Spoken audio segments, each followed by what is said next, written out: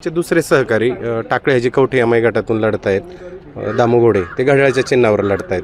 तर तिथे तुमची भूमिका कशी असणार आहे? तिथं आता त्यांना उमेदवारी देण्याचं आम्ही निश्चित केलं होतं.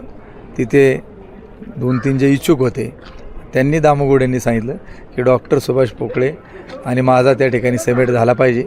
त्या दोघांच्या देखील अगोदर मिटिंग झाल्या, माझ्या समवेत देखील त्यांची मिटिंग देखील झाली, परंतु त्यांनी कुठलीही सूचना न देता त्या ठिकाणी घड्याळाच्या निशाणीवरती लढायचा त्यांनी निर्णय त्या ठिकाणी असं घेतला. सांगितलं जातं की तुतारीचेच उमेदवार आहेत पण त्यांना घड्याळाचं चिन्ह दिलं गेलंय. तर याबाबत तुमच्याशी जिल्हा अध्यक्ष म्हणून काही जिल्हा अध्यक्ष म्हणून काही तुमच्याशी बोलणं झालं होतं? आमचं आता तुमच्या माहितीकरता सांगतो की माझ्या विधानसभेला जे तुतारीचे मोमेंटो मोठ्याल्या प्रतिकृती आणल्या होत्या त्यासुद्धा घरी नेऊन त्यांनी ठेवलेल्या आहेत तिकडं. का त्यांना तुतारीची उमेदवारी जिल्हा परिषदेची त्यांनी मला सांगितलं होतं की मी AB फॉर्म त्या ठिकाणी सकाळी न्यायला येतो आणि सकाळी त्यांचा मला फोन त्या ठिकाणी आला का मला गाड्याचं तिकीट मिळाले. म्हणलं तुम्हाला शुभेच्छा, आम्ही त्यांच्या समवेत जाणार नाही.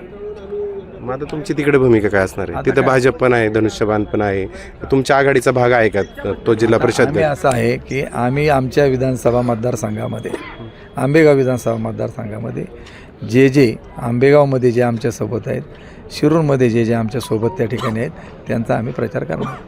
यशाची खात्री कितपत आहे? यशासाठी लढतोय आम्ही, हा विश्वास आहे आमच्यामध्ये ठाम.